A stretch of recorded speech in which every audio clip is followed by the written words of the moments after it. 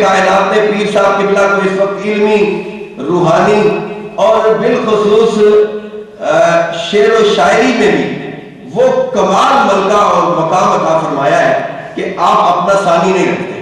میں کس بات میں کہوں کہ وہ اپنا ثانی رکھتے ہیں؟ کسی میدان میں پیر صاحب کا نام لو، پھر ثانی تلاش کرو، چراغ لے کے ڈھونڈتے رہو گے، انشاءاللہ نہیں ملے گی۔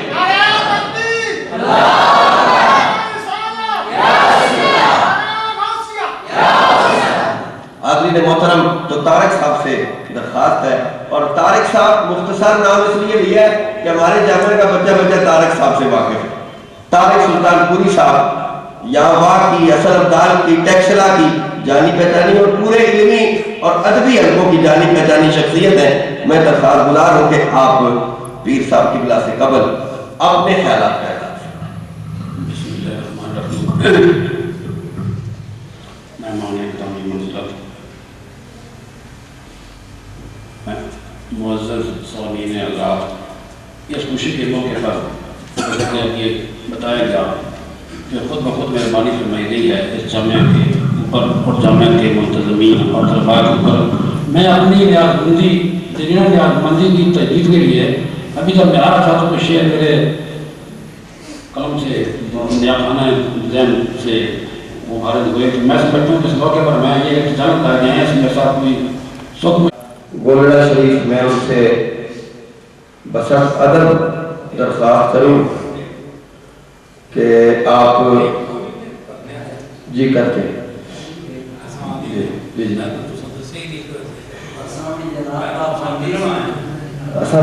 پابندیاں جانا دے۔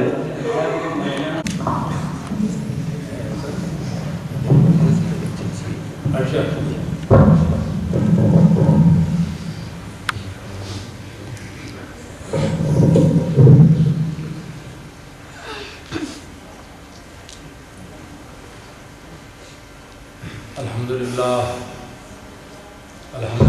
رب العالمین والعاقبۃ للمتقین والصلاۃ والسلام علی سید الانبیاء والمرسلین وعلی آلہ وصحبہ اجمعین۔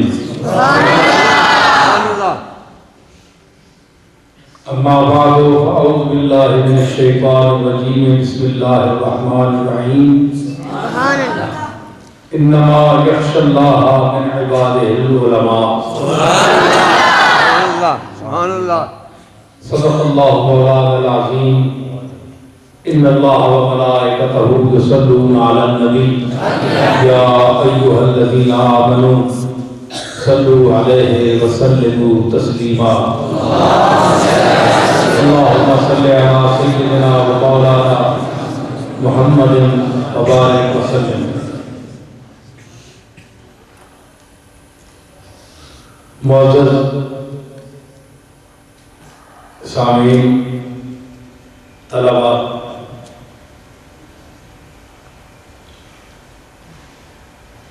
آپ جانتے ہیں کہ میں نہایت ہی مصروف آدمی ہوں۔ درگاہ کے حوالے سے، ملاقات کے حوالے سے، پھر علمی اپنے پاس جو میرے تخلیقی کام ہیں ان کے حوالے سے مصروف بہت رہتا ہوں۔ جی چاہتا ہے کہ میں بھی ادھر ادھر نکلوں، لیکن بہت کم اتفاق ہوتا ہے۔ آج میرا جی چاہا ادھر میں چند دن پہلے 2 دن مولانا عبدالمجید صاحب چشتی صاحب سے بات کی، بطور خاص فون کیا وہ فیکٹری میں کہ میں آنا چاہتا ہوں، اور مولانا عبدالقادر صاحب کو پتہ نہیں چلنا چاہیے، ہم اچانک پہنچے اور چائے پیے گئے ان کے پاس۔ پھر مولانا نے شاید ملک فیاض صاحب سے بات کی، کوئی رابطہ ہوا، پھر فیاض صاحب کا فون آیا، میں نے کہا یہ خبر ادھر سے پہنچی ہے، تو میں تو چاہتا تھا کہ میں چلوں گا تو فیاض کو بتاؤں گا۔ تو کل پروگرام تھا لیکن رہ گیا، آج وقت تھا تو میں نے کہا چلو مولوی صاحب سے ملتے آئیں، طلباء سے بھی ملتے آئیں۔ آپ ہر آدمی میں کچھ نہ کچھ خامیاں ہوتی ہیں، میں بھی خامیوں سے بات نہیں ہوں۔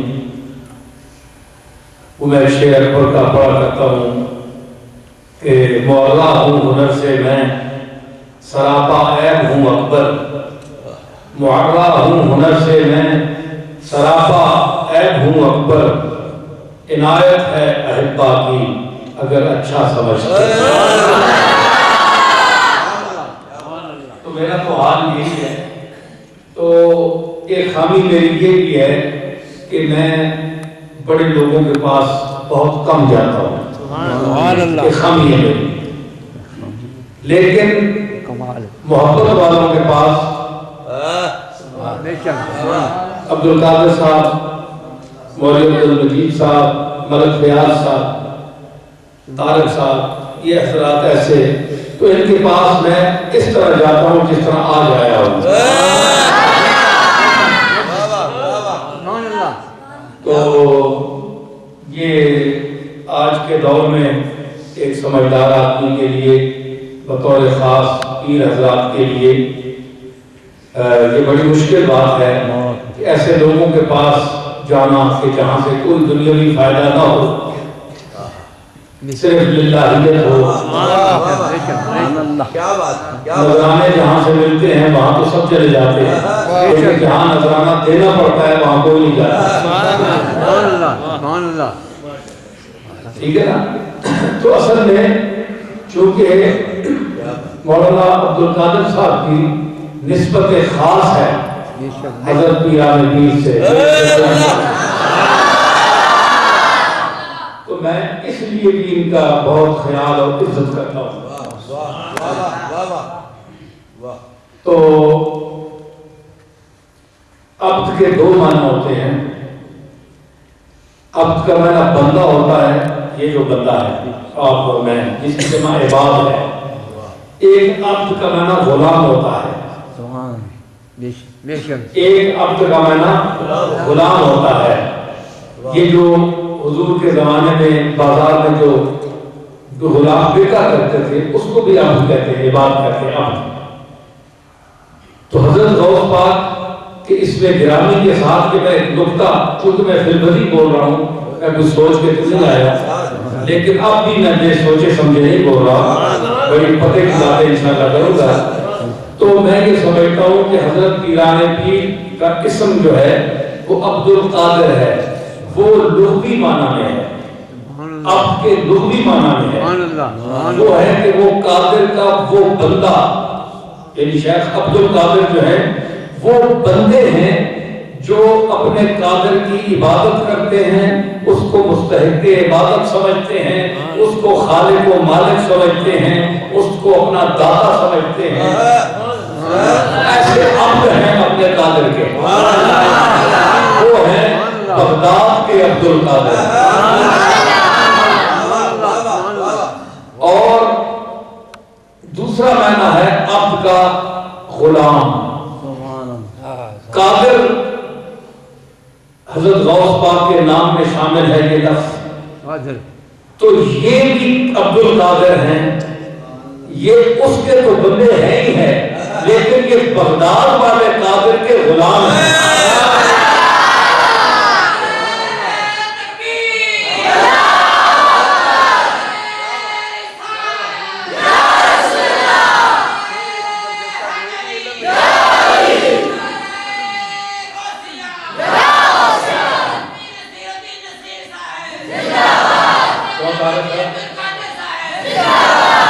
بغداد والے عبد القادر اللہ کے بندے کے معنی میں ہیں، اور واہ والے عبد القادر یہ غوث پاک کے غلام کے معنی میں ہیں۔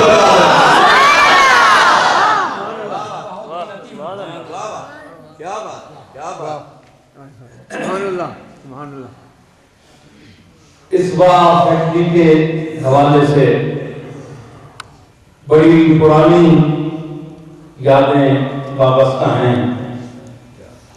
مولانا عبد الغفور صاحب ہزاروی علیہ رحمت یہاں آخری تقریر کی تھی انہوں نے، اور اس وقت ہمارے محترم مولانا عبد المجید چشتی صاحب جو میرے سامنے بیٹھے ہیں، ان کی جوانی کا وقت تھا اور ہمارے ابتدائی دور تھا، تو اس محفل میں بھی میں بھی تھا، بلکہ میں نے تلاوت بھی کی تھی۔ تو پھر مشاعرے بھی ہوتے رہے یہاں، میں آتا رہا مشاعرے میں بھی، اور بڑی بات سے بات نکلتی ہے ماشاءاللہ۔ مولانا آپ کیسے گئے؟ منیر عالم صاحب ابھی اعلان کرتے ہوئے فرما رہے تھے، طارق صاحب کا تعارف کرا رہے تھے،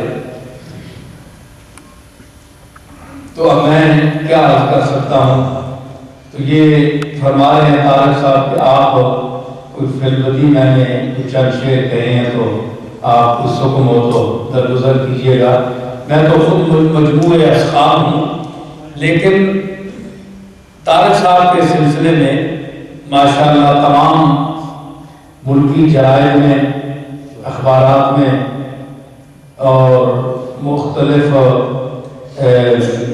یعنی مقامات پر ان کے خطات، اشعار پڑھنے سننے کا موقع ملتا ہے۔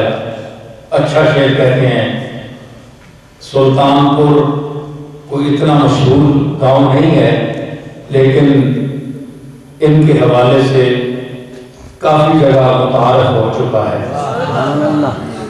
کیونکہ سلطان پوری، طارق سلطان پوری، سلطان پور میں یوں تو ہر جگہ کچھ نہ کچھ تو ہوتا ہی ہے، لیکن ایسے حوالے سے کہ ذرا علم و ادب کے حوالے سے نام باہر نکلے، یہ وہاں کے شاید کسی آدمی کو کہ بات حصے میں یہ بات نہیں آئی۔ تو اب جن فنی رموز و غوامض کی طرف طارق صاحب نے اشارہ کیا، تو ان کو سمجھنے کے لیے میں تو خیر بہت کم علم رکھتا ہوں، لیکن بہرحال اس زندگی، اس دنیا میں تھوڑا سا وقت گزارا ہے تو کچھ نہ کچھ سمجھ آ جاتی ہے۔ بزرگوں کا کلام پڑھتے پڑھتے ایک وقت گزر گیا تو عام آدمی کو یہ پتہ نہیں چلتا کہ کلام پڑھتے ہیں تو بڑی داد دیتے ہیں، لیکن یہ پتہ نہیں چلتا کہ یہ طارق سلطان پوری ہے کون۔ کوئی سمجھے گا جناب کو بڑی عمر رسیدہ شخصیت ہوگی، وہ بوڑھا بابا ہوگا۔ تو پہلے جوانی کے زمانے میں بھی تو میں ایک خاص بات کرنا چاہتا ہوں،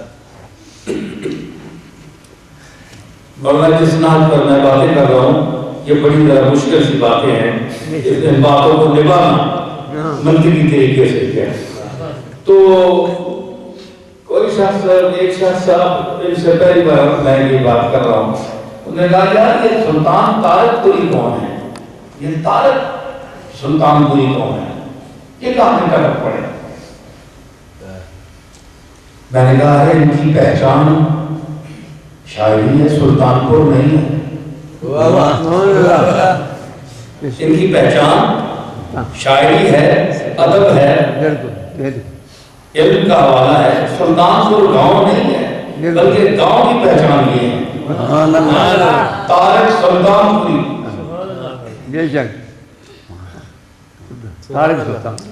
بعض مقامات لوگوں کی پہچان کا سبب ہوتے ہیں اور بعض لوگ مقامات کی پہچان کا سبب ہوتے ہیں۔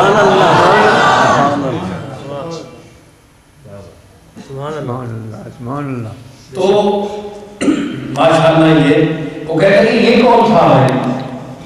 میں نے کہا ان کی پہچان شاعری ہے، دو چیزیں ہیں، شاعری اور طارق، شاعری ادب اور طارق دو چیزیں ہیں، یہ پہچان ہے۔ کہنے لگے کیا؟ میں نے کہا میں قرآن سے ثابت کروں، بسمائے و طارق، آسمان اور طارق ستارہ، طارق ستارہ، آسمان اور ستارہ، ادھر آسمان ہے ادھر طارق ہے، دو ستارہ آسمان پر ہی اچھا لگتا ہے اور طارق جو ہے ادب کے آسمان پر اچھا لگتا ہے۔ اور میں نے کہا کہ تم سوال کرتے ہو کہ طارق کون ہے، وما ادراک ما طارق، تمہیں کیا پتا ہے کہ طارق ہے کون؟ چمکتا ہوا ادب کے افق پر ایک چمکتا ہوا ستارہ. تو یہ قرآنی حوالے سے ایک ان کا تعارف میں نے کرایا ایک ادب کے رنگ میں. تو ماشاءاللہ یہ طلباء اور اساتذہ بھی بیٹھے ہوئے ہیں, تعارف تو نہیں ہے لیکن سارے حضرات ماشاءاللہ. تو میں اپنے جد امجد حضرت شیخ عبدالقادر جیلانی علیہ رحمت کی سنت کو بھی زندہ رکھنے کی کبھی کوشش کرتا ہوں, مستقل وقت نہیں ہوتا. آپ کی جلالت شان اور علوم مرتبت اور چشم سیری اور بلندی استغناء یہ مقام تھا کہ خلیفہ وقت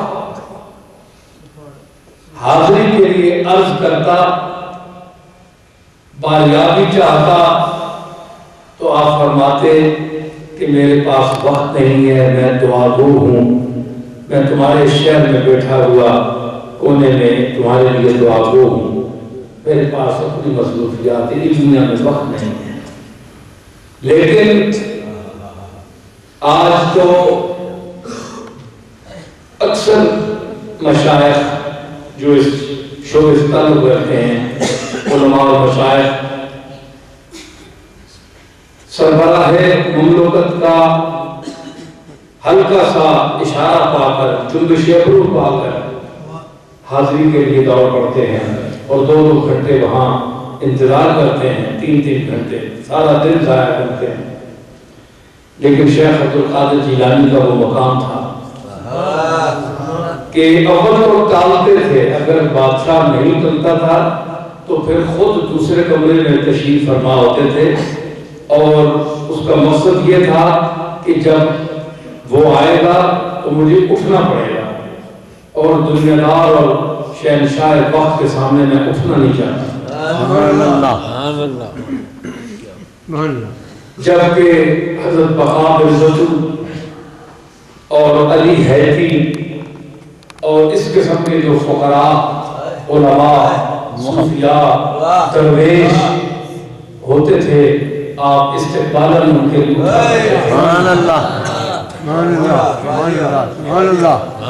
تو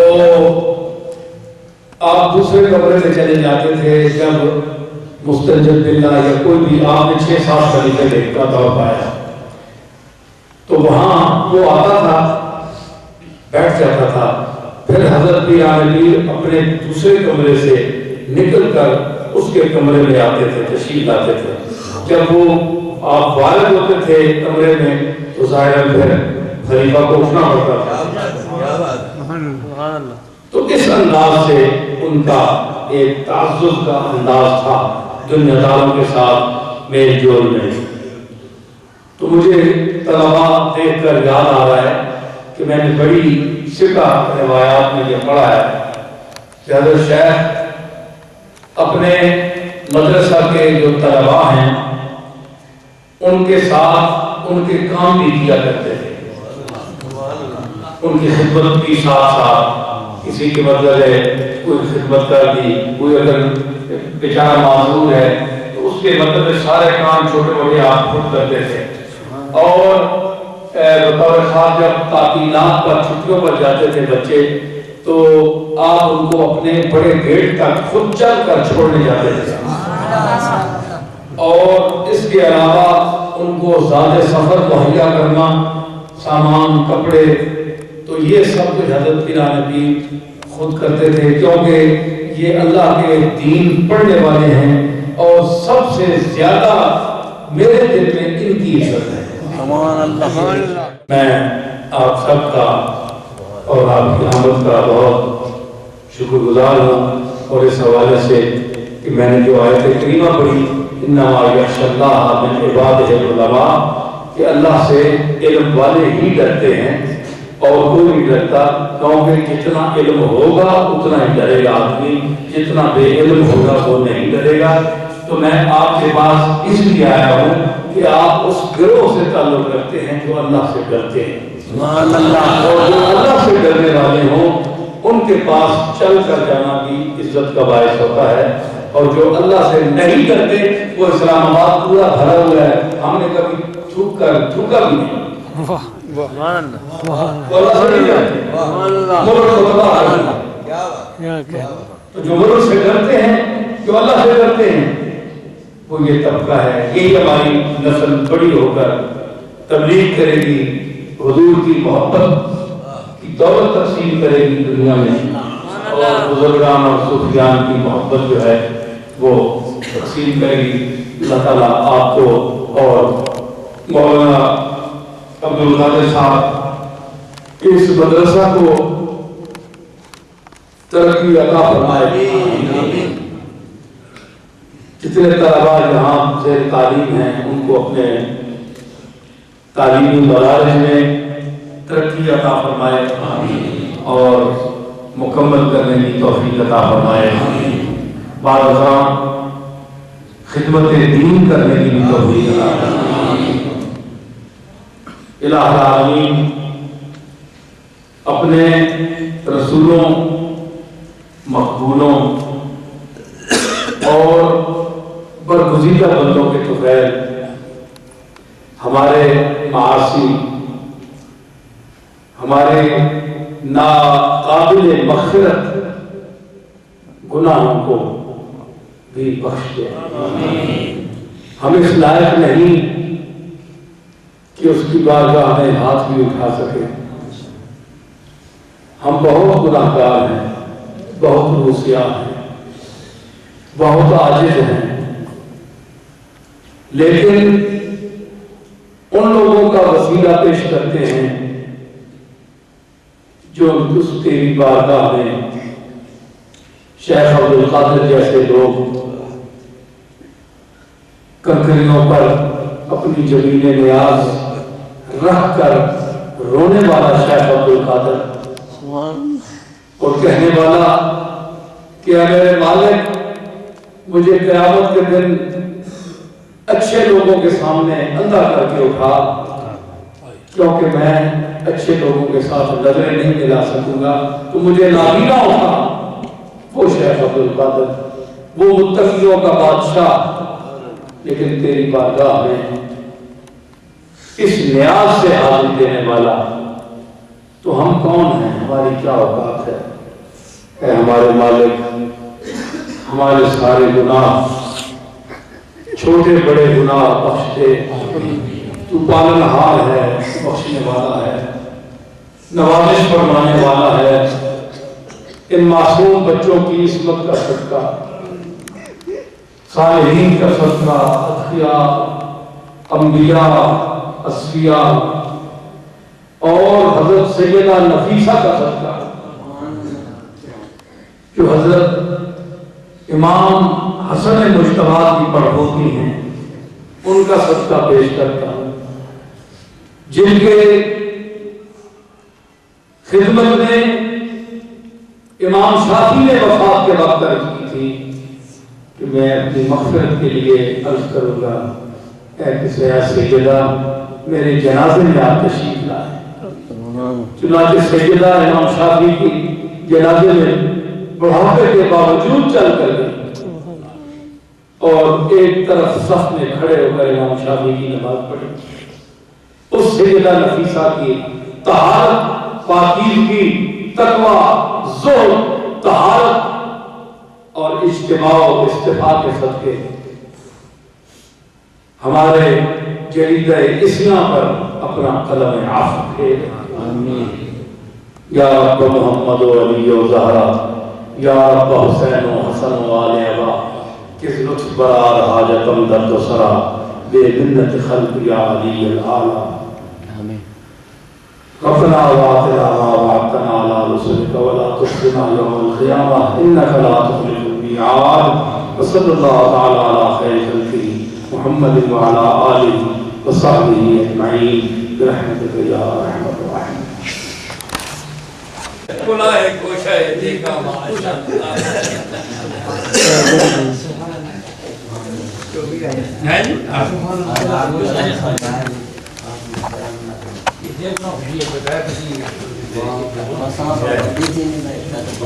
یہ